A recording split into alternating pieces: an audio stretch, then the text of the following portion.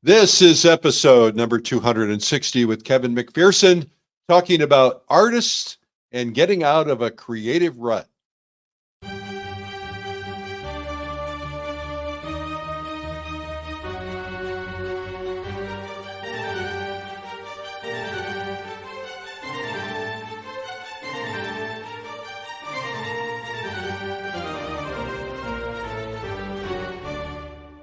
This is the Plein podcast with Rhoads, publisher and founder of Plein magazine.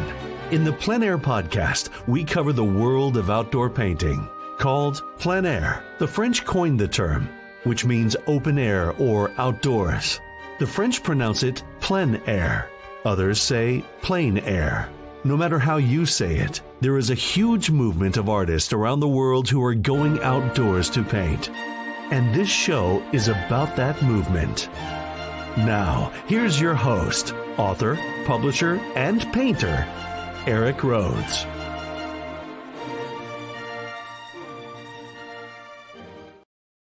Well, welcome to the Plein Air podcast, everybody. It's Eric here, and I hope you are having a stellar summer.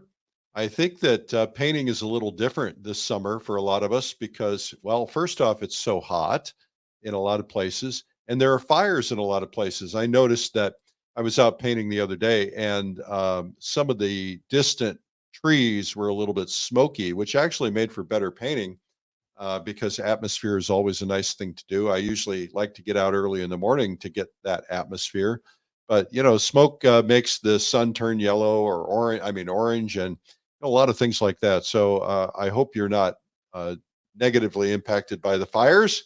That's no fun. Some of the plein air painters in the past in history actually painted fires.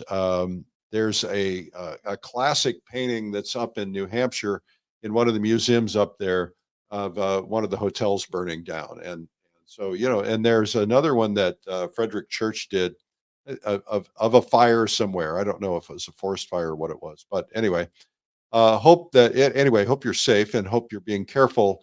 I had a friend here last week, and so because he's a painter friend, I had a chance to go out and paint. Sometimes I work too much and I forget to go paint, and so he's like, "Let's go painting," and so we did, and we went down.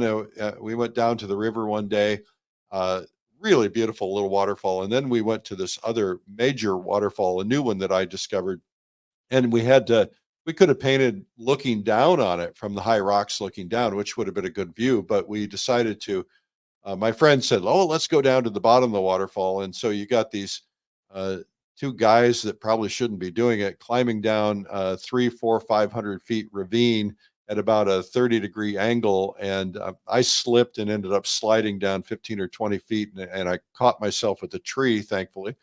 It could have gone way down, but anyway, all is well. We got down there, we painted, we had a great time. It rained, and then we climbed back up. And we got scolded by our wives for taking such dangerous places. So you do want to be careful. Remember that take a friend with you when you're painting any place that you think you could be in danger or not safe for any reason. And remember that rocks and grass can be slippery, even on a hot, sunny day. Be real careful about that. Don't take chances. I love the fact that the plein air movement is exploding worldwide. It's fun to hear about that. Our guest today, Kevin Macpherson, is actually in Ireland, and we're going to hear from him in Ireland. And he's over at a plein air event in Ireland. It's called Art in the Open. We have a really terrific podcast that we did with them. It's been a couple of years ago now, probably, but it's really talking about the plein air movement and how it all started here and it's been spreading over there and it's spreading throughout Europe. And it's so fun to see that. We hope the Plein Air podcast will inspire you to paint outdoors because we think it makes all people better painters. And the lifestyle is pretty cool, right? Lots of friends to paint with, a chance to be creative and outdoors. And this is what that's all about. This is a chance to explore your creative journey and have some fun. So I'm grateful for you guys. The show would not be a success without you. And we've been a little inconsistent lately. My apologies. We're working on it. Okay. At the end of the podcast, we do the Art Marketing Minute to help you sell more art. And today we're going to talk about internet marketing, among other things. If you have guest ideas, always email them to me, eric@streamlinepublishing.com, or private message me on anything, Twitter, Instagram, Facebook, you name it, I'm there. LinkedIn. Coming up in September, Pastel Live. Sometimes we want to try new mediums and we want to seek new ways to enhance our creativity. A lot of artists have turned for decades to pastel because it's brilliant. It's got vibrant color and more vibrant than anything an oil painting or acrylic painting could do.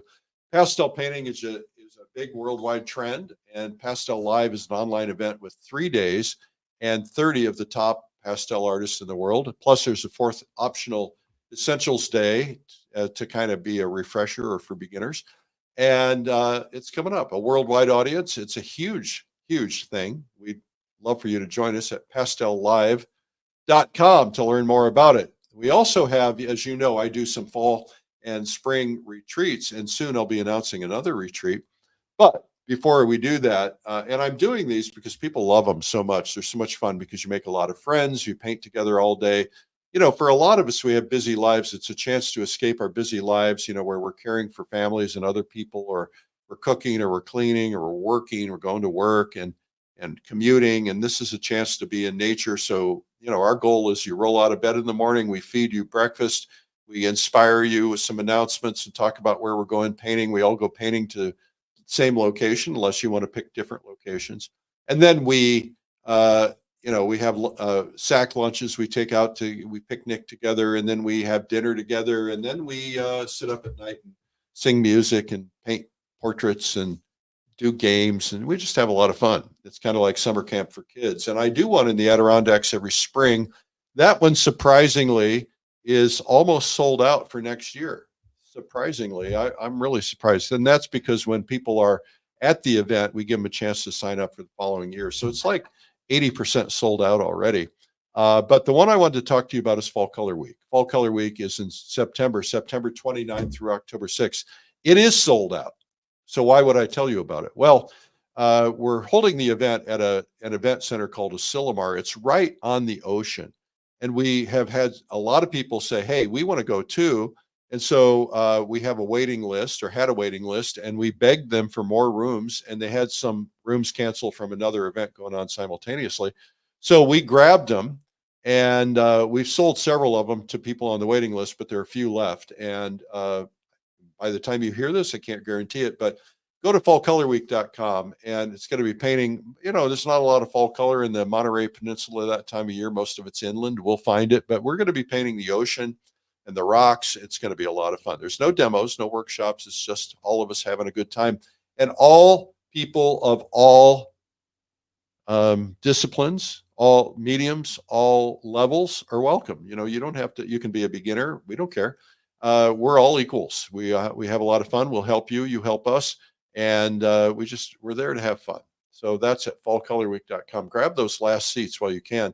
And speaking of that, Plein Air Convention is going to be in Lake Tahoe and Reno in May. And that's coming up, and that's already well over 50% sold out. We're going to have 75 to 80 top expert painters teaching in 5 stages. That's going to be terrific. Lake Tahoe is going to be amazing. Lake Tahoe and Reno. We've got some pretty amazing things. I'm actually going out there in a few weeks to go out and make sure that I double check all the painting locations, because I want to make sure they're perfect. Okay. So go to pleinairconvention.com, last but not least. If you're not a subscriber of Plein Air Magazine, well, if you're into plein air, you should. I think it's just really great. The digital edition, for those of you who live outside of the United States and don't want to suffer our horrific postal service.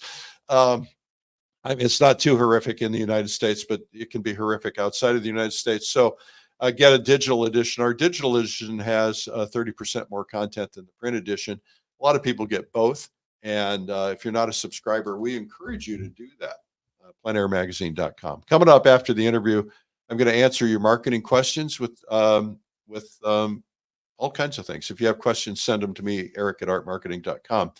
Okay, so today in the Plein Air podcast, we have a guest. It's Kevin Macpherson. This is a little different than a normal podcast because it is from an event we recorded. We did an online event last week, And we had Kevin answering questions about how do you get out of a rut. And if you didn't happen to hear that, this is a good time to hear it. Now, we're going to kind of begin it in progress and end it in progress. So it's going to be a little clunky, but that's just, it's so good. We wanted to share it as many places as we possibly could. So here we go with Kevin Macpherson.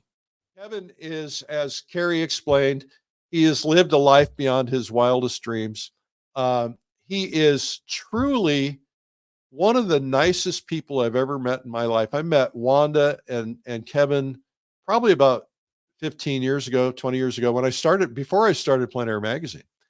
And they were just so generous. And what can we do to help? And, and Kevin's laughing all the time and he's having fun. He doesn't take himself too seriously. He's just a joy-filled person. And, he's been around, painted in 35 countries or more.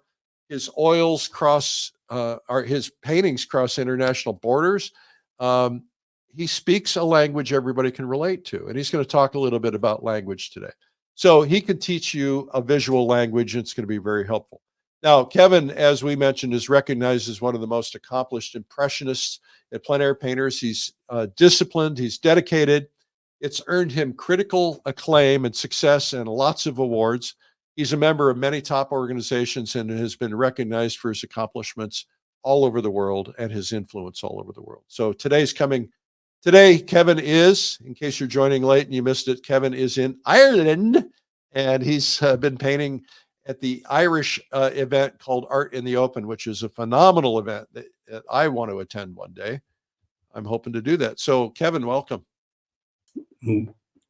Hi, Eric. Welcome. And hi to Carrie and Amadine, everybody who helped me get this together. So nice to be here. And yeah, I'm in Ireland right now. So why aren't you speaking with an Irish accent? That's what I want to know. Well, my throat is a little raspy. So he's drinking a Guinness. I'm drinking iced tea. So just know that the longer this goes, the more loose Kevin's going to get. Exactly. Actually, my buddies, Tony Robinson and Jane, I'm at their house right on the cliff near Rosslare and overlooking southeast towards Wales in England. This is where the ferry boats cross over. So it's a wonderful place to be. So I appreciate them setting me up here because getting Wi-Fi and having a nice location is perfect. So it makes sense. What a beautiful world that we can do this like this now. Hey, before we get into your creative rut solutions and so on, I want to talk to you about a couple things. First off, tell us a little bit about Art in the Open, what that experience has been like. Your first time there? No, this is my second time. 5 years ago, I came as a judge, and this time I participated with the group, and wonderful. There were about 200 people, and probably from about, I think, 18 or 20 different countries: Latvia, Russia, Belgium, Luxembourg, so many different places, Finland, wonderful artists, and the camaraderie and just the at ease feeling that someone can come here and join them as a mere beginner or a very professional. There was some amazing artists here. It's one of the really one of the most comfortable events I think I've attended to. And Tony Robinson, the chairman of it and the founder of it, he's out painting along with Jane and Hayo and Jing. They're out there on the cliff right now, still painting. I highly recommend if you want to come to a foreign place. The weather can be tricky, but it was beautiful. And you could see today, it's so beautiful out here, really a beautiful Irish day. So, Kevin, you must be very satisfied because you were there at the founding of the Plein Air Painters of America when that group first began, which was the beginning of the modern plein air movement. And now to see what has happened and how the plein air movement has exploded around America, and now on my last podcast when I did the Art in the Open people, they talked about how it's exploding now in Europe and certain parts of Europe more than others. But how exciting to see plein air painting really exploding around the world and people adopting the plein air lifestyle. It is amazing. The Art in the Open, this is the 17th year. And then I was first invited to go to the Plein Air Painters America show in 1987, 1 year after it started, by Denise Burns. And that truly was the very first and only plein air group and the plein air show that built in something that's, which you've taken to, such a great level of getting so many people involved with it. It is finally exploding. It's amazing. Well, and it's very gratifying to see people all over the world, and I love the fact, and I know you do too, that we can kind of go anywhere in the world and find fellow plein air painters that we can go. They can tell us all the great spots, and we can go to, and just to see so many people enjoying the benefits, all the joy of being outdoors, being with friends, seeing color and light the way it really is, rather than from a photograph. So, would you just talk briefly about that, from the benefit of why you plein air paint versus why, why don't you just paint in the studio all the time? Yeah, for myself, I think that there's no better way to learn to truly see. And painting is really about seeing. It doesn't matter what medium we use, but it's how we look at stuff and how we interpret and break the code of what we're looking at. And a photograph can be great reference, and the iPhones and the photography today, there's so much information we can get out of those. But I never get the same feeling when I come back after taking thousands of photos on my many trips that I do all the time. I rarely get excited or emotionally attached to those when I come back and look at them. However, if I do 20 paintings, there's a real connection. So it's that one step removed from the direct observation, the dialogue that we have with the subject. And so for me, it's a lot easier to paint from life. It's a lot harder in some ways, but it's a lot easier. It truly makes a reaction to what I'm looking at, and it only kind of self motivates each brush work. Where if I look at a photograph, I just don't have that same feeling. Yeah. Well, and it's so much fun. It's so gratifying as well. Well, let's talk about creative ruts. I'm really, really curious because you look like the guy who, you, how many years have you been painting? 100, 200? 45 years. Have you really? Mhm. So do you still have flubs? Do you still get to moments where you just feel like you can't get to the next level? Actually, when you did the introduction, it reminded me of one of the things that how you said you have to keep on doing it, persistence. And it is true.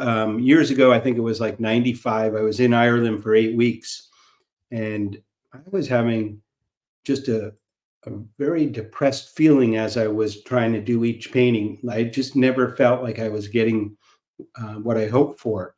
And it's hard sometimes to really judge, when we are painting them, to look at them objectively right after the fact. So I remember I was just so depressed, and I'd never been that way before. And then the next painting that I did was my best painting, one of my best paintings I've done in my life. So sometimes you'll go through those long plateaus, and maybe when you're getting to feeling like that, maybe it's because you're pushing to a new direction, perhaps, or something that's about to click with you.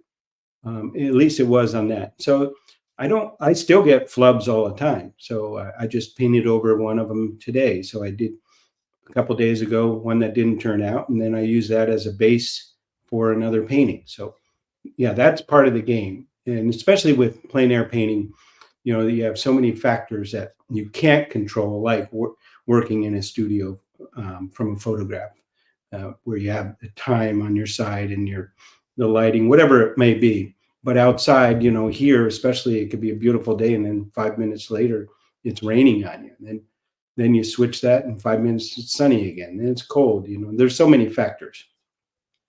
So if somebody's watching this right now, before we get into the solutions to creative ruts, if somebody's watching this and they're saying to themselves, Kevin, I just I just kind of sometimes I feel like I'm never going to get anywhere. I feel like I'm I'm I'm not only stuck. I feel like I just can't get to be at the level of a great painter like a Kevin Macpherson. What do you say to them? Well, it depends. If I had the opportunity to look at their work, I could probably see qualities in their work that they may not even fully understand that might be really something that's great. I'm good at when I'm teaching. Someone could be a beginner or work a long time, and I can see that they're speaking perhaps a language that, let's say that if we were going to compare it to a Bonnard or something, and I say, let's look at his work, because you're speaking in the same type of color and the same type of brushwork, and maybe it would make you understand that how you're speaking in your visual language, that it's valid. And sometimes we can't see that ourselves, but I'm pretty good at seeing that in other people's work. And so, seeing, getting to critique, it might be just, maybe their drawing is off, maybe the values are off, maybe they don't understand light, sunlight and shadow the way they need to be. And sometimes it's the one little clue, if you get a critique from someone you respect, that can really just overnight change your painting. And when there are people who break out, people who you see when you judge competitions that stand out head and shoulders above the rest. What's the difference between a breakout painter and somebody who's doing what everybody's doing? Right now, one of the issues that I think a lot of us suffer with is that, a lot of us are just doing the same green paintings. And Mhm. then, you see somebody who's doing something totally different, and then you're like, wow, that really stands out. What are the things that make a painting break out? And then what are the things that I can do? Maybe this is going to be part of breaking out of ruts, but what are the things I can do to kind of figure out how to find out what's really inside of me? How far can I push myself? Because, I think sometimes we want to be too safe. Yeah, well, I think especially if you are involved in a plein air event, being safe is really, I think, the worst thing you could do. That's the opportunity to really try to push yourself.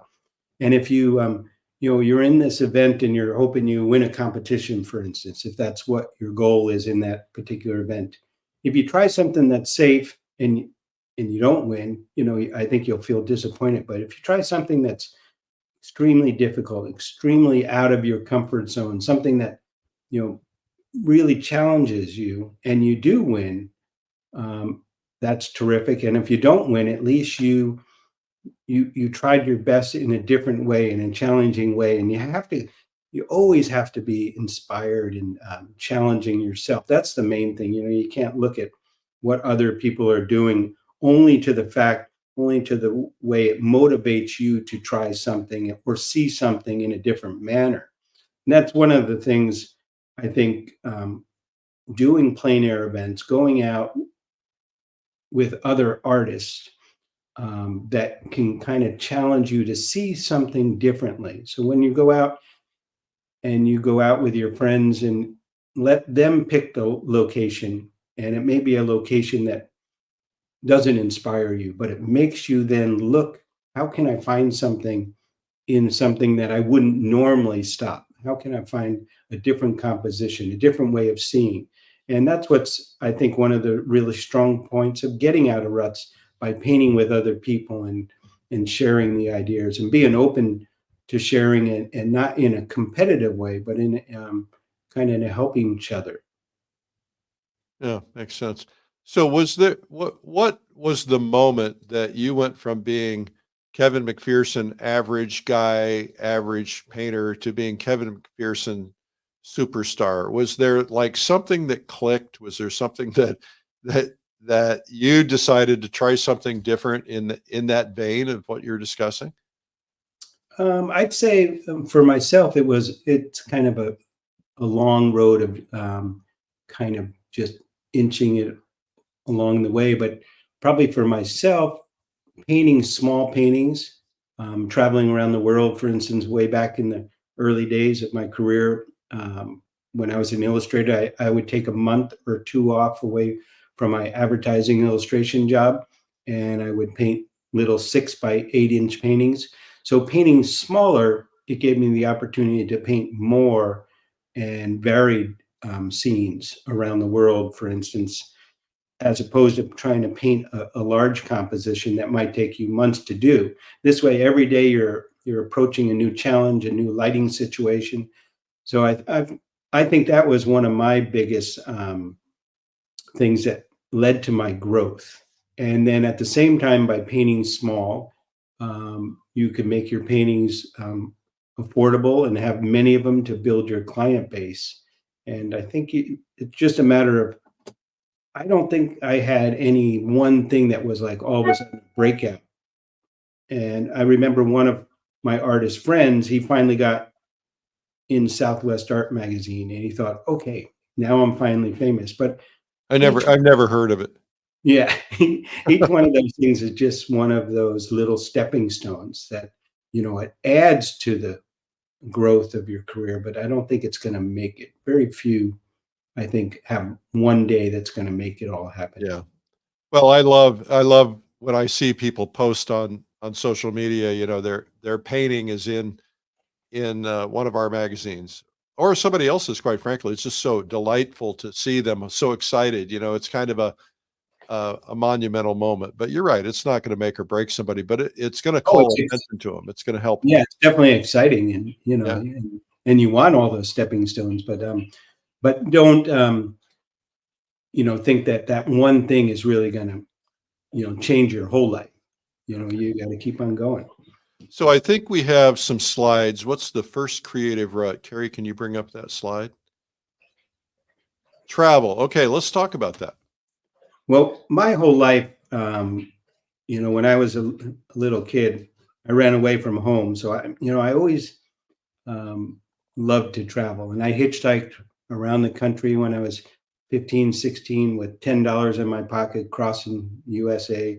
I would just go everywhere. And I then, right from the beginning of Wanda's and our marriage, actually, we did our honeymoon in Ireland 45 years ago. And we went for 6 months. I sold everything I had, and I had $5,000, and we just went until we had $10 left, and then came back and started over again. And our whole life is pretty much like that. So the travel to new places, for me, inspires me to see differently and to be exposed to new things that kind of make me want to paint it. So some people are very comfortable just staying in their home, and that's just as good if you have something that's inspiring you every day. But for me, it definitely makes me feel like, okay, I'm here just today. I better take advantage of it. It's that feeling of being on vacation mode all the time. And I think you try to take the most of that when you're on a vacation for a week. Those 7 days, you're going full storm. And then you think about when you get back home, you rest. But so for me, I could be on a month trip, and every day I feel like I got to take the most of it, make the most out of this. And for painting, that really helps a lot.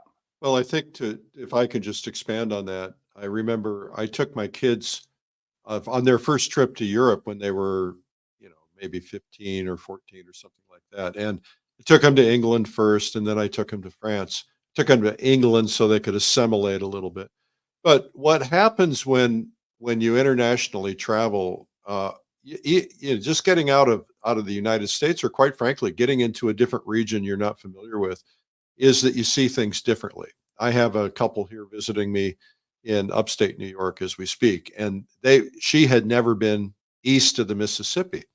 And, they're like loving it because things feel differently, so she got out of her comfort zone. And I think that getting out of that comfort zone matters. When you see different kinds of cars or different kinds of, driving on the wrong side of the road or the correct side of the road, as it may be. And it just stimulates your brain. It opens up new pathways in your brain. Yeah. So I used that my whole career of painting, really. Basically, I would travel almost about 8 months out of every year for painting. So that's been pretty much Wanda's and my lifestyle, pretty much our whole career. That sounds wonderful. Yeah, I So, get okay. Oh, tired. say that again. I'm starting to get tired Oh, or stop it. started. You don't even have gray hair yet. Oh, I think I just cut it off the other day. Okay, so what's the next slide? Seminars. Tell us about Well, that. I think, like, let's say the plein air events you do and all the different seminars that you're creating, definitely, I think you have to continue to educate yourself in any opportunity. When I first started out, when I was doing illustration, I was a very successful illustrator, and I continued to take classes and workshops from as many people as I could to improve my illustration. And that's what got me painting outside, and then totally shifted gears out of advertising into just plein air painting. But taking a seminar from somebody you respect, you not only learn from that teacher, but you also learn again from those 20 people. And I think it's better when you're taking a seminar, let's say with 20 people, because then you can see 20 solutions to problems instead of if you had a one-on-one with somebody, which sometimes could be great, but at the same time you have one problem that the teacher could deal with.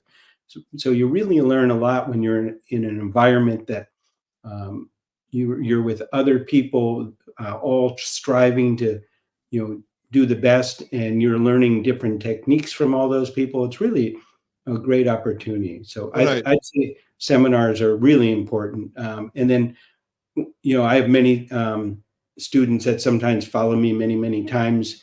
You'll find a teacher that you really connect with, that they can understand and see your growth and help you build where you're headed. I find that even when we do our retreats, like the Publishers Invitational and the Adirondacks or Fall Color Week, we all put our paintings out at the end of every day. We call it bringing in our catch, right? Mhm. And you're in a room, and there's 100 people, so there's 200 paintings from that day, and you look and you see all of us stood in the same spot. How did these people come up with that idea? And it's mind blowing. I think it really helps.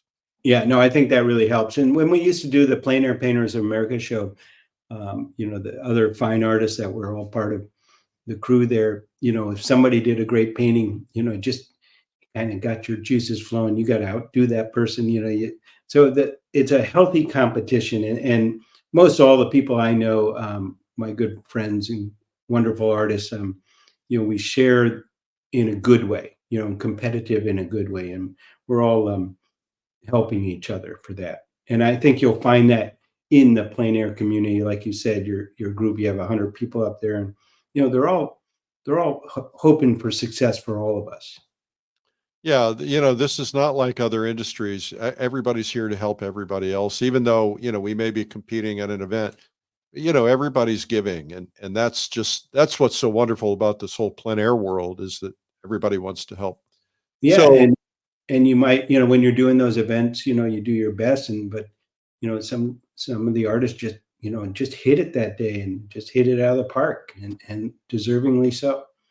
I find that if I'm painting by myself, my standards sometimes are different than if I'm painting with somebody good. Right? Mm. Because it's like I can't embarrass myself completely, so I probably try a little harder. No, I think that's very true. And that's why putting yourself into one of those competitive situations is healthy for you for that reason. Once in a while, you don't have to do that, but even in the seminars, it helps you up your game, I believe. Well, it's interesting getting yourself out of your comfort zone has the same thing.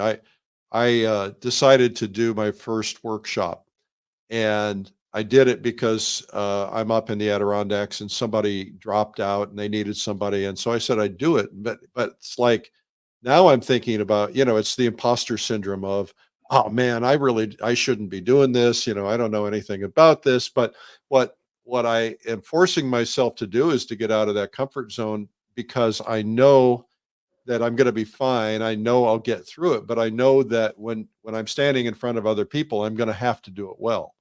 And I think that's going to be mattering. So that's why I like it when people go out to workshops. But but don't you find sometimes people go to a workshop and then they don't do anything they're taught? Once in a while, yeah, you'll get people, you wonder why they did it. Maybe their husband just wanted to get rid of them for a week or something. But yeah, but most of them don't. And I have so much fun with when I do the workshops. We make it fun, and we really learn a lot, but we're having a good time while we're doing it. I Yeah, think well, that's that helps you learn better, I think. I think so. Yeah. So what's our next slide? Paint with friends. Like getting it, let's say you are in a rut, it's one of those things, just having your friends say, okay, we're going to paint on Thursdays, and you might feel kind of on Thursday morning, oh, I don't want to get out, I don't want to go to the studio. But if you kind of commit to something, whether it's a seminar or just painting with friends, once a week, that too will keep you motivated. We have to do it, and there's a lot of ways we can make excuses not to do it. And again, just the travel part, sometimes you commit, you're out there, you have that amount of time you set aside for that. That's important. But if you're at home and you just make a deal with your friend every Thursday, we'll go out. One day they choose, next day you choose the location. I think that helps you get out of whatever rut you're thinking. I very rarely am not motivated. I could be lazy, but I'm not in a rut. Yeah. All right. What's next? Different subjects. Oh, that's interesting. Yeah, it's easy for um, all of us, I guess, to start seeing the same thing and being. I think when we're successful, sometimes you start to repeat yourself. So, I think forcing yourself to do some things that are different for yourself, or maybe um, difficult for yourself, challenging for yourself. For instance, when I went to China, back in 2010, I think it was, I didn't paint portraits at that time, but I went there for a month, and I said, I'm going to paint some portraits. So that was kind of the start of doing many portraits, and I've done hundreds of them now and really like that. And so actually this morning I painted a portrait. So, I think that kind of helps. And when you paint something like that, let's say you're a landscape painter, I often hear people say in my class, I'm a landscape painter, you know, and they lock themselves in, or they are a portrait painter. Oh, I don't paint landscapes. If you're a portrait painter, it's going to increase your drawing skills. And then when you are out doing landscape, it's going to actually feel much easier, because the drawing skills doing a portrait are much more difficult to get it right. You could be incorrect on a tree and get away with it, but on a face, I think you have a little problem if you take it too far off. So, whether it's cityscapes or painting a car, whatever it might be, just try to see something different, try to change up your subject matter. And all of a sudden, it may totally shift what you love painting. You may become a different subject painter. I think you Have have fun. to be careful about the stories you tell yourself. I used to say, I hate I hate the idea of painting in snow. And we did one of our events up in Canada, and they had a rare 100-year storm, and we had to paint in snow or we weren't going to paint. Some people stayed inside and painted from photos. Some people painted out the windows. And I begrudgingly went out and painted in the snow. And I learned that I loved it. I had been telling myself I hated it all these years, but just by forcing myself to do it, I discovered something new that I really, really enjoyed. Yeah, actually, that's a good point. Let me grab a painting here. I love painting sunny days, and so a gray day painting to me is I have a hard time sometimes getting out, getting motivated on a gray day. And this was one I did the other day in one of the little villages here, and it was one of my favorite times. It was actually raining, and so I had a very good raincoat on and got under an awning, and it was misty and dripping on the paint. Um, and it was one of my favorite paintings of the whole week. So, you got to sometimes get out of your comfort zone, and that too, just like you said, I'm kind of looking forward to painting more rainy days. Now, when the sun's out here, I said, "Oh, it doesn't feel like Ireland." I think a great workshop somebody should do is just say, okay, we're going to meet in the back alley, and you've got to find something within 20 feet of here and figure out how to make it beautiful. Yeah, truly, that's. I remember painting in France one time with one of my workshops, and we got to the bus station or the bus stop, and for some reason, the bus, which was supposed to come, it was an hour and a half late or something. So I just did my demo right there and did a wonderful painting. So it really does sometimes force you to see and learn a lot by not repeating your same process. Okay. Next slide, please. Different mediums. When you Well, say mediums, are you talking about mediums to make your paint looser, or are you talking about actual different mediums like oil versus watercolor, et cetera? actually, yeah, that's a good question, Eric. Yeah, actually, I've been mostly a painter in oils, for most of my career, and then I started using watercolor and acrylic for some of my travels, which I really like, and it's definitely challenging. And it's for the watercolor, for instance. I don't really have the technique. I actually use the technique just like my oils. I start with my darks and I work towards the lights, very different than most watercolors do. And I deliberately not really tried to study with someone doing watercolor because I feel like it's a different medium, but it's the same way to see.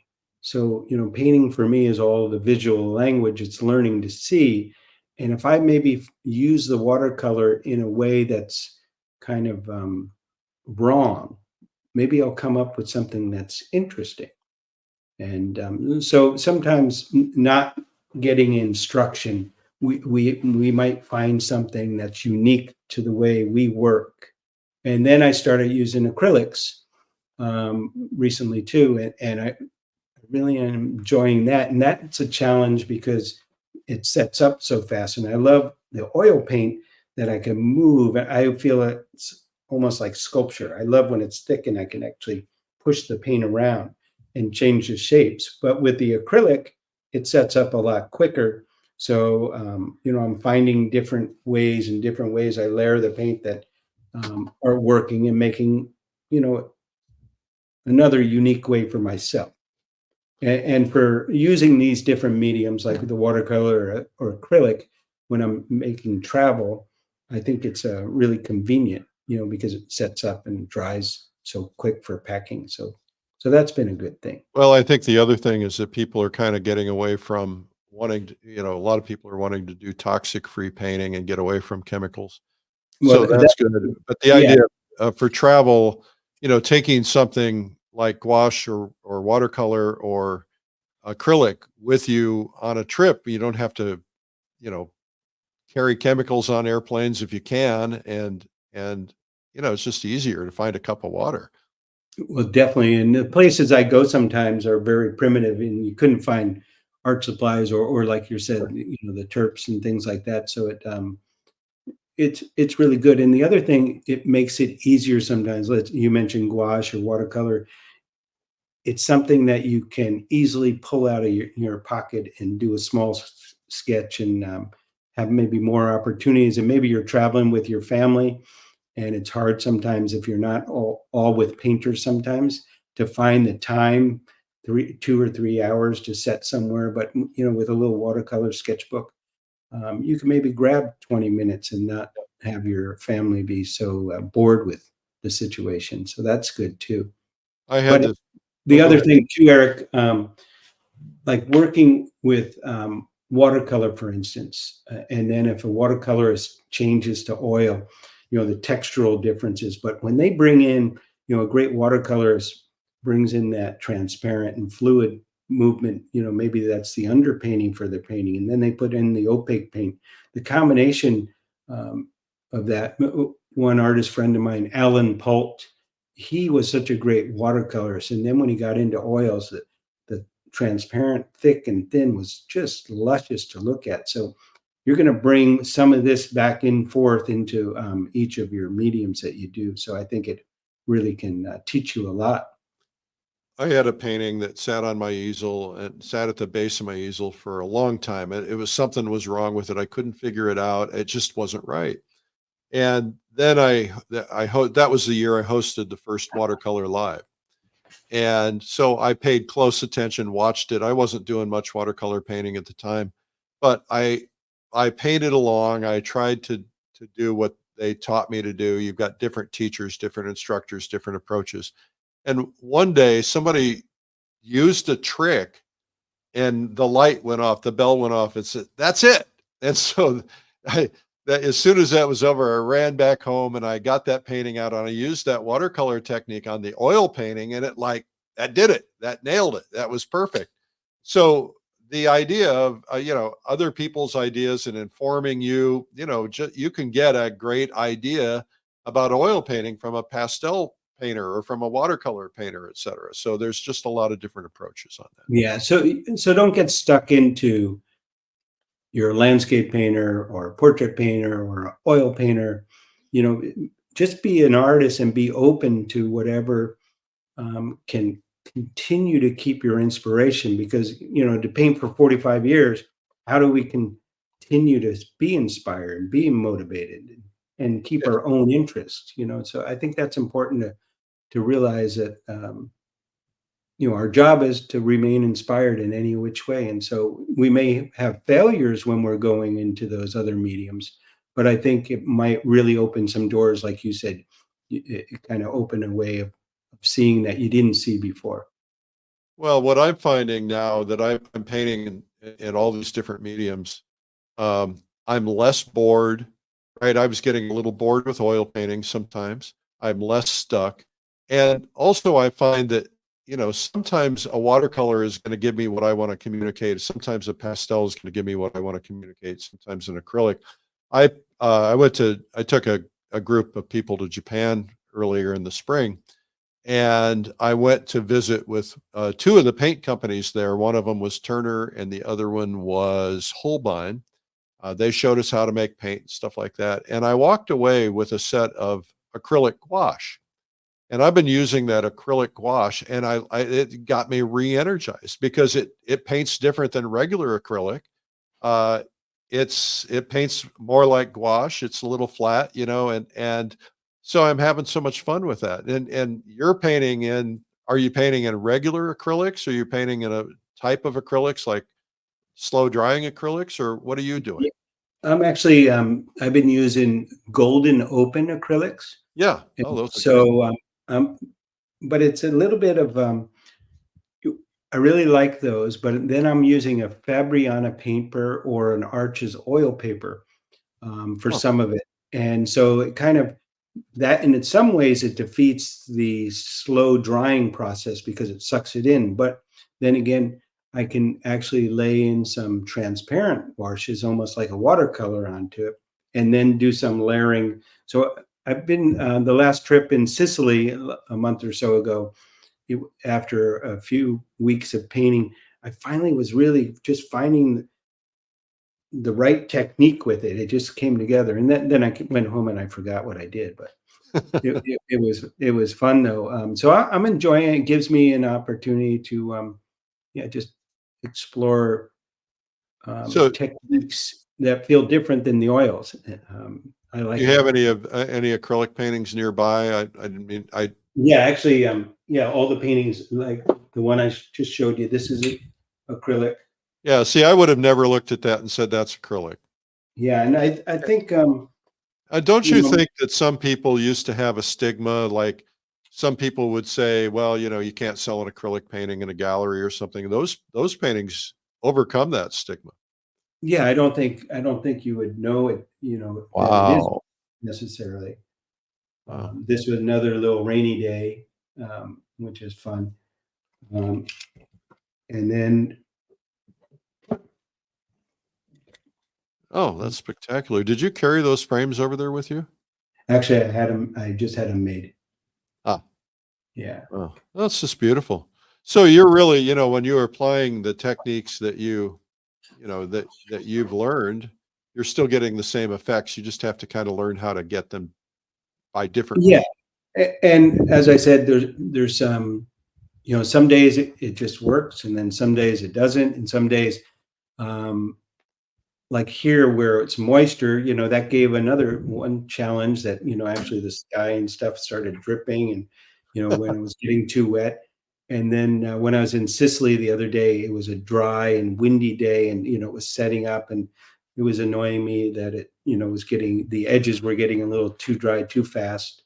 So that's a challenge. So every day you kind of have that, but it can open up some, opportunities of new discovery, really. So, Yeah. my I still start with my magic grid on all my paintings, and you know, I think for the inspiration and getting out of ruts, I think this not only for myself has re-inspired me in such a big way.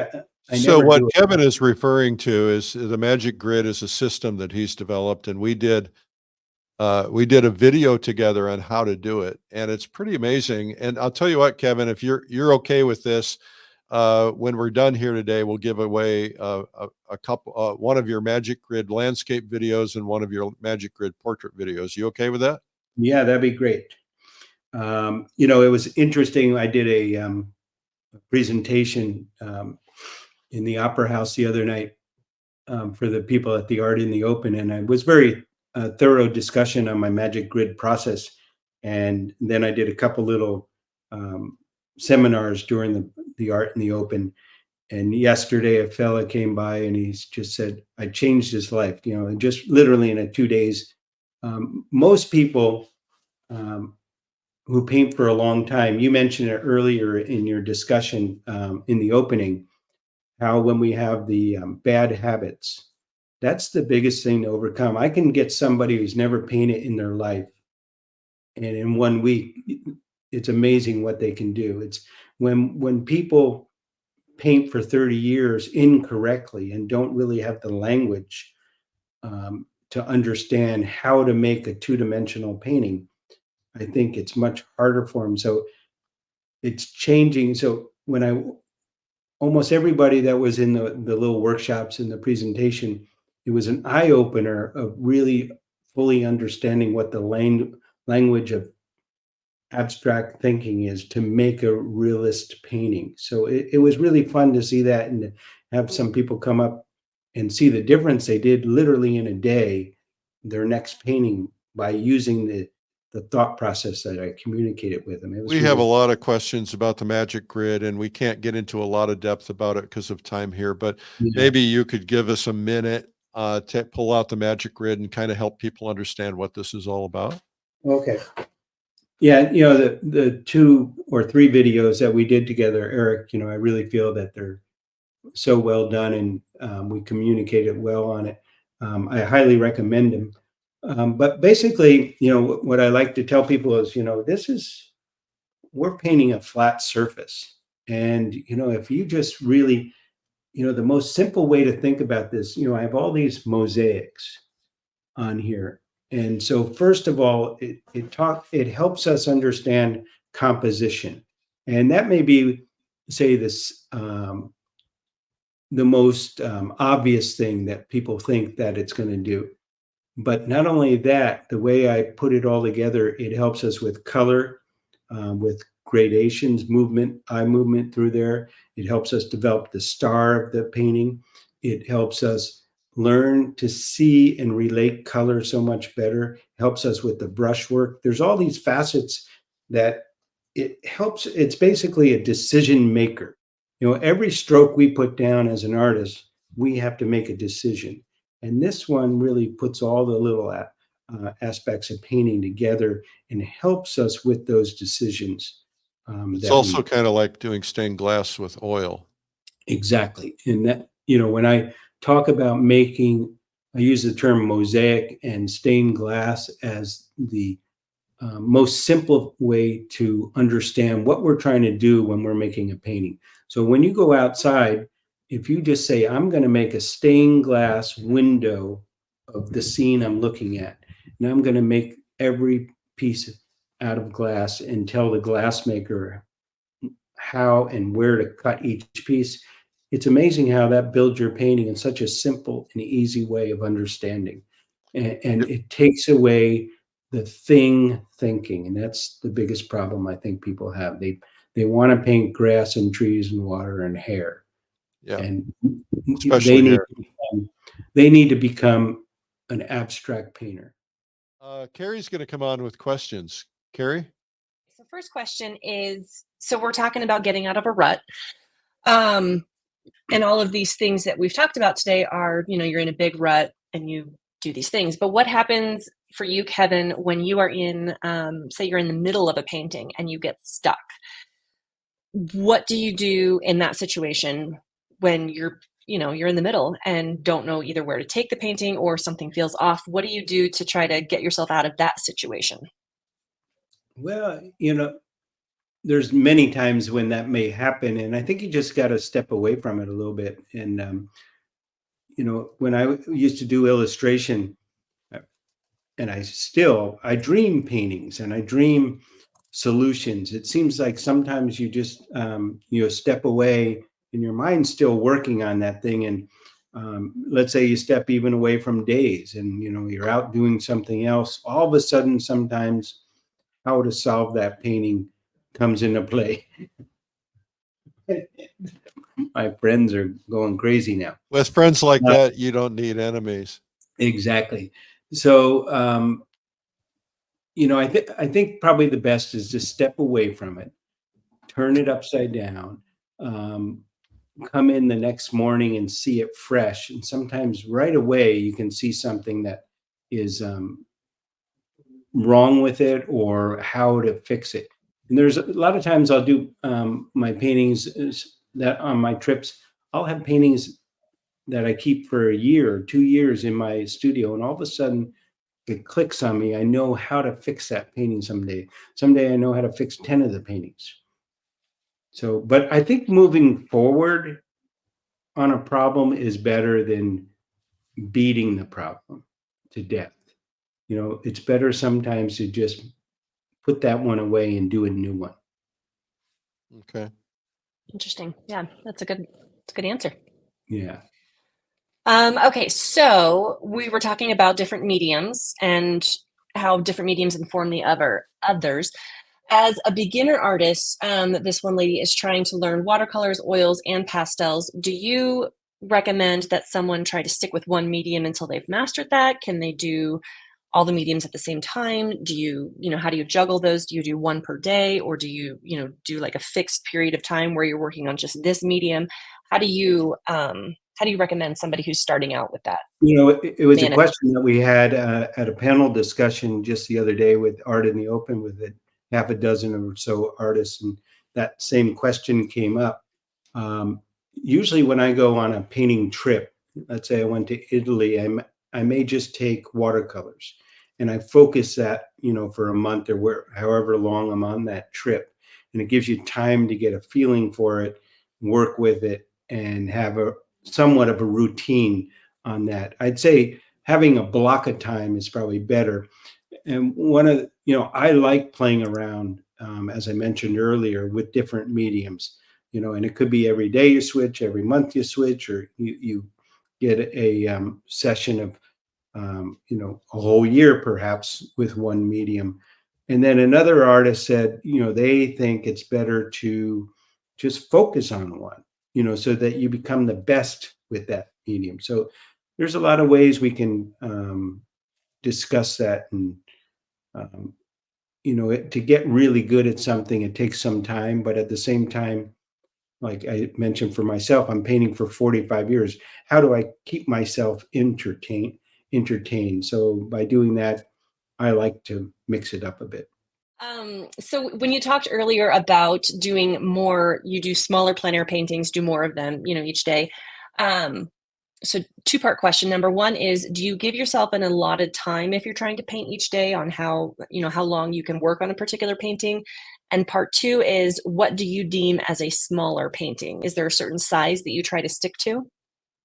I find like 11, 14, I've been using that size, which is not too small, not too large for the session of a 2 to 3 hour painting.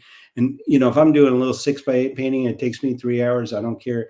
I think a lot of people think plein air painting is, done fast and loose, but, it's the thoughtfulness and the feeling of a more poetic faceting of forms that make a painting look loose, although the painting can take a long time to do. So I think sometimes people just think, oh, I just whacked this out in 20 minutes.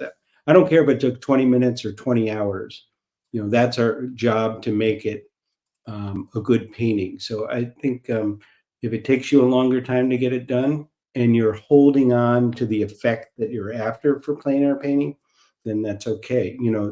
The often the event that we're looking at, sometimes the lighting effect maybe lasts 7 minutes, but it might take an hour and a half to kind of solve it. And so I try to hold on to that effect, but I still have to manipulate the paint and all the shapes to make it a good painting. Hmm. Very good. Okay, so a couple of other questions. Should an adult learn classic academic drawing first and then try to find their style? Do you think having that academic education is pertinent to being an artist, or can you just, jump right into where you are? Well, I think you have to have a foundation in structure and good skills to communicate what you're trying to do in the painting. So if your drawing skills are terrible, like you can't communicate. If you don't understand values in color, you're just not going to maybe communicate the emotion you're after. But at the same time, I've seen people study um, very seriously and lose all the passion out of their painting. So you have to find what you need along the way. And by having seminars, having the opportunity for the videos that are out there by so many great artists, you can really have access to a lot of great learning opportunities that you couldn't have done, 10, 20 years ago. So definitely, though, you have to build your skills to be able to communicate what you're trying to communicate. I had a couple of questions about the Magic Grid. Number one is, can you use the Magic Grid for different mediums like pastel? And also, do you use it for plein air painting? Oh, it definitely wouldn't work for pastel. That's the silliest question. It works for everything, but it's funny that people say, "Oh, will it work for a portrait, or will it work for watercolor?" Yeah, it's really teaching you the language of painting, so it works for anything. And yeah, and for pastel, it's actually terrific, to be honest. Okay. I gotta just say, Kevin, that once in a while, we have produced over 700 art instruction videos, and some of them are 20, 30, 40 hours long. Uh, That video, that Magic Grid, and I recommend, honestly, the portrait and the landscape, because that way you get to see how both can be done in that system, but where you articulate how you do the grid, why you do the grid, how you use the grid, how you use it in each of these environments. It's life changing. If people would do that, they'd invest. I don't even know how long these are, but they're not very long. Invest 2, 3, 4 hours. It's game changing. I think it's game changing. I do too. I'm thrilled, and it's interesting. Beginners can just advance so quickly and understand, but some of the very professional painters that have been exposed to it overnight, it's amazing because they have those skills that Carrie asks. Um, so they can really change, especially their color, so quickly. Improve their color. So it's really exciting to see the change that they have. So I'm really happy with those. Do you find that you know a lot of people who have been painting for a lot of years, like yourself? Um, do you find that a lot of them get stuck in ruts, or are they out there pushing their limits and learning from other people, attending seminars themselves?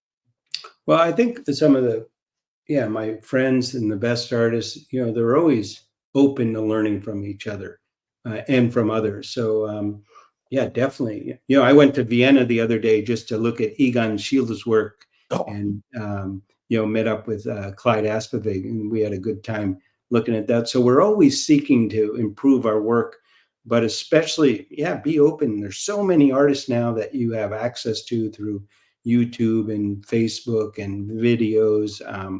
That open your eyes, from artists all over the world that really continue to inspire us. Kevin, any final thoughts? Well, thank you all for having me on this, Eric and Carrie. I appreciate it. And I'm glad we were able to find a place for Wi-Fi. And I wish you lots of luck. I do appreciate having the opportunity to share some stuff with you. Yeah, it was really great, Kevin. Thank you so much, and God bless you. You've been just a good friend and a good soldier. On behalf of the plein air movement. You're inspiring us all. You've been inspiring us for years. I would encourage everybody to go out and get Kevin's books. He's got four of them, right? Four of them, Yeah, for four books. That's a Herculean effort in itself. And get his videos and just study him and do what he says. Whatever Kevin says, just do it. And when I tell first Wanda that. Yeah, just tell Wanda. within reason, don't be creepy old man kind of things. But the when I first started painting, somebody said, Kevin Macpherson says, go do 100 small paintings. Limit yourself to 30 minutes. And I said, okay, that's what I'm going to do because Kevin said to do it. Well, thanks again, Eric. I appreciate it. Thank you, Kevin. Say hi to everyone over there. Say hi to Hi Ho and everyone else. Okay, And thanks. thanks for doing it. Bye-bye. Bye bye. Well, I hope you enjoyed that getting out of the rut with Kevin Macpherson, and I thought it was very valuable. He had some things in there that I didn't expect him to say. It was kind of nice, kind of good. And since he said that, I've actually been playing with a couple of those things, and I'm still in my rut, but I'll get out of it. Okay, so it's time now for the marketing minute. Let's do it. This is the Marketing Minute with Eric Rhoads, author of the #1 Amazon bestseller, Make More Money Selling Your Art, Proven Techniques to Turn Your Passion into Profit. We have the Art Marketing Minute as a separate podcast. If you don't want to wait till the end of the Plein Air podcast, you can just find that. And you can send your questions to me, eric@artmarketing.com. If you ever want to come on live, you can do that too. We can probably arrange that or pre-record you. The other thing I just want to mention is I'm now doing a thing called Marketing Mondays, and that's on my YouTube show. If you go to YouTube and look for Art School Live, or you can find it usually on my Facebook accounts and some others. Anyway, we go live and I answer art marketing questions. You can answer questions there, or you can pre-submit questions. We do them in both places, but marketing is so important. So anyway, we have a question from Lorraine Patotki. What is the safest and most effective online ways to sell your artwork? Well, I'm going to go backwards just a second, Lorraine, because a lot of people, and I just constantly hammer on this, and if I do it too much, I apologize, but a lot of people are like, I want to focus on tactics. Tactics are selling work online or selling work through advertising or selling work through direct mail or selling work through gallery. There's a lot of tactics. And the reality is that you want to make sure you set your goals first, because everybody's easily seduced by all these supposedly sexy things, but they may not be really right for you or right for what you're trying to do, depending on how much work you need to sell, what kind of work you're trying to sell, how well it looks online. Because some work, I know an artist, this artist I met with had this absolutely incredible artwork. I met in person, went to his studio in Colorado, and his work was just so stunning in person. But when he sent pictures of it, it just was flat. The pictures didn't represent it well. And so some artwork doesn't represent well in a social media environment. Just keep that in mind. But especially if it's really big artwork and a lot of thick brush work and paint, stuff like that. But so figure out what's the right thing to do before you say online. Now, online is a very wide variety of things, of course. There's all the different social media. There's online would be considered website, would be considered online galleries, would be even considered email marketing and having an online store. There's a lot of different things. And they're all effective and they're all ineffective. And what I mean by that is they might be effective for you, they might not be. Everything depends on if you use core marketing principles. If you don't use core marketing principles, if you don't know and understand them, go read my book because it really talks about those things. It's called Make More Money Selling Your Art. And the reason is that if you do an email campaign and you don't do the right kind of copywriting, or you don't ask for the order, or you don't do the right things, it's not going to work. Same thing with a social media campaign, and so on and so on. I am a big spender on social media. I spend a lot of money. I can't even begin to tell you how much money it is, but it's a lot of money on social media because it works really well for us. But you see these artists who, Facebook or somebody will say, just boost this post. You boost this post and it costs you $15 and it doesn't do you anything. And so you've got to really understand that. And it has a lot to do with the copy that you write and the images that you use. We test everything. We test them, and then we test them again, and we test them again, and we test them again. Because a lot of things that we put out there on social media, we're spending money on, they don't work.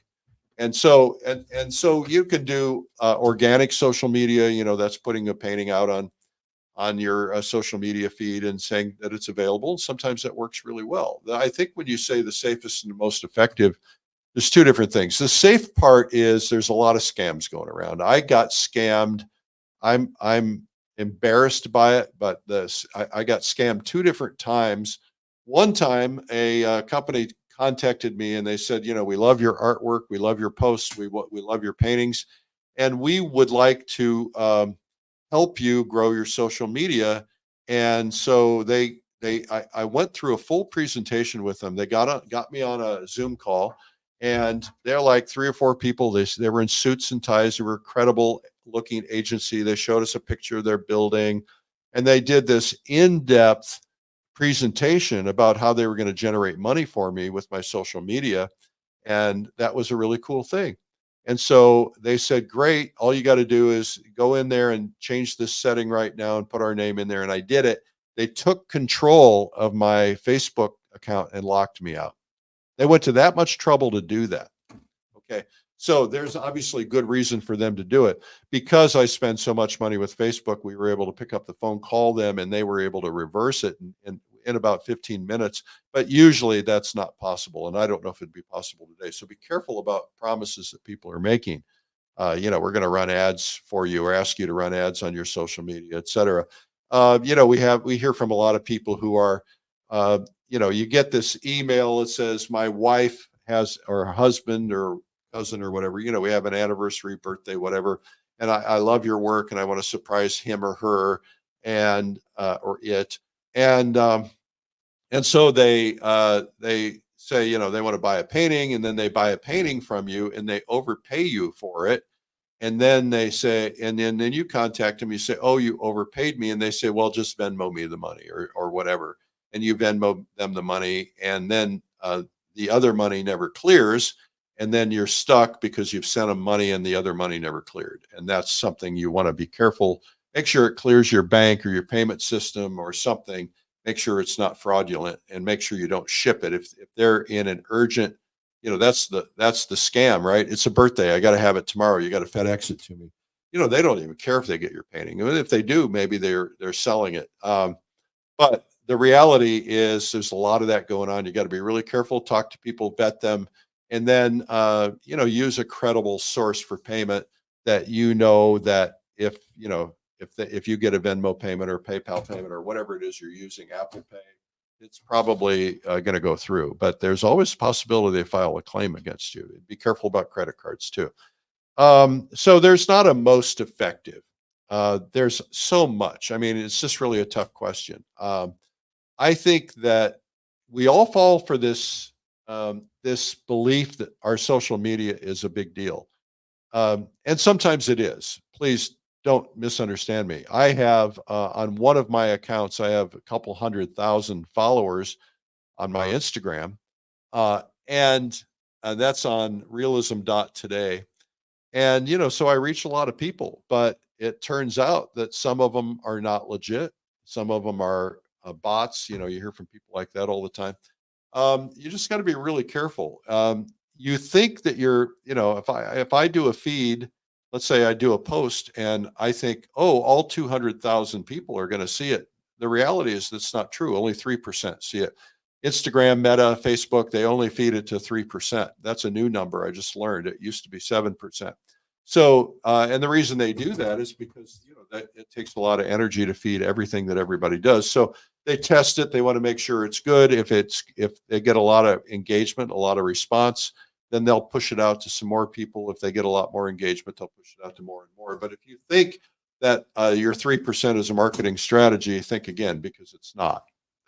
And so you got to be really careful about that. There's also, a lot of great online galleries and a lot of scam ones. So you got to vet that stuff, talk to other artists, find out what works for them. There's also print services, where you can advertise your stuff online. There's a lot of things out there.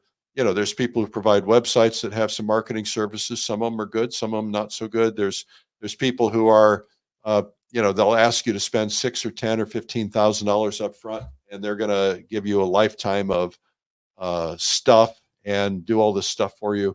And I've heard mixed reviews on that. I've heard some people say, I spent all this money and I got zero results. I've had other people say I spent all this money and I got lots of results. So you have to be just check with people.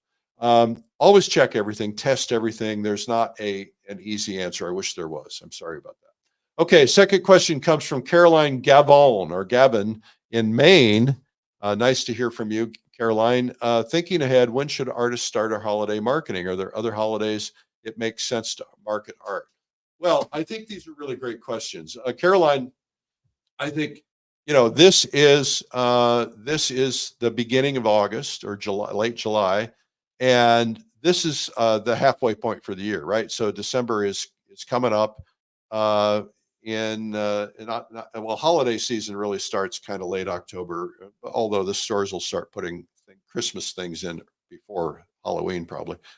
So I think you want to be thinking about it. The reason is because if you have a mailing list or if you have a newsletter, you can be posting things like, "Hey, by the way, Christmas is coming up, and if you have a special photo from your vacation that your wife or your husband or your partner or your kids or somebody really loved, and you want me to do a custom painting for that, now is the time to engage me to do that. So it's ready and dry and varnished and framed by Christmas. And here's the deadline to get that stuff in, and you'll remarkably sell a lot of people. That's also true for commissioned portraits. So now is the time to be reaching out. The other thing is now is the time to be start planning your new year. I like to get it planned at least by the fourth quarter, but now's the time to be thinking about it, what you want to accomplish, things like that. But holiday planning is great, but there's also, keep in mind that people have birthdays. Any excuse you have to get out there, Mother's Day, people are thinking about, what can I get my mom? And a beautiful painting or a beautiful drawing or a beautiful photograph or piece of art, ceramics, whatever, get them thinking about that way in advance of Mother's Day, not too far in advance. But if you're doing commissions, yes, you're doing family commissions, family portrait commissions, you got to have some advance time. But every holiday is an excuse, but don't do it the day before the holiday. Do it, in time to order, in time to come by the studio, and do holiday shows, pick the holidays that are most likely for gifts. Like, you could do a studio tour, Valentine's Day studio tour, get involved in studio tours for Christmas. Those are around Thanksgiving. And, there's a lot of things like that you can and should be doing. So I think plan in advance for gift commissions, especially, and I think that will serve you well. I think that will help. I hope that helps. Anyway, that's been the Art Marketing Minute. This has been the Marketing Minute with Eric Rhoads. You can learn more at artmarketing.com. I want to thank you guys for listening. I hope this has been helpful to you. Make sure that you check out Kevin Macpherson's website. I don't even know what it is, but I'm sure it's kevinmacpherson.com. Probably, at least you can find him on social media. We would love to have you at Pastel Live, pastellive.com, Plein Air Convention, pleinairconvention.com, fallcolorweek.com. We've only got a few seats left. And then make sure you get a subscription to Plein Air Magazine. That would be really cool. If you've not seen my Sunday morning blog, I talk about all kinds of things, sometimes a little controversial. You can find it at coffeewitheric.com and subscribe there for free. I'm daily on the air on Facebook, YouTube, etc. I've got a show called Art School Live. We have had millions of views, hundreds of artists doing demonstrations since COVID. Every weekday at 12 noon. You can subscribe on YouTube by searching Art School Live. Hit the subscribe button. Also, give me a follow, if you will, on Facebook, Instagram, LinkedIn, Twitter, X, I guess, and others. I'm there. TikTok, yes, I'm there. I'm Eric Rhoads, publisher and founder of Plein Air Magazine. We hope that you will go plein air painting because it's a beautiful thing to do. Thank you for your time today. Thanks for listening. And be sure to let us know who you would like to have interviewed coming up. Remember, it's a big world out there and you need to go paint it. Bye-bye. This has been the Plein Air Podcast with Plein Air Magazine's Eric Rhoads. You can help spread the word about plein air painting by sharing this podcast with your friends. And you can leave a review or subscribe on iTunes so it comes to you every week. And you can even reach Eric by email, eric@pleinairmagazine.com. Be sure to pick up our free ebook, 240 plein air painting tips by some of America's top painters. It's free at pleinairtips.com. Tune in next week for more great interviews. Thanks for listening.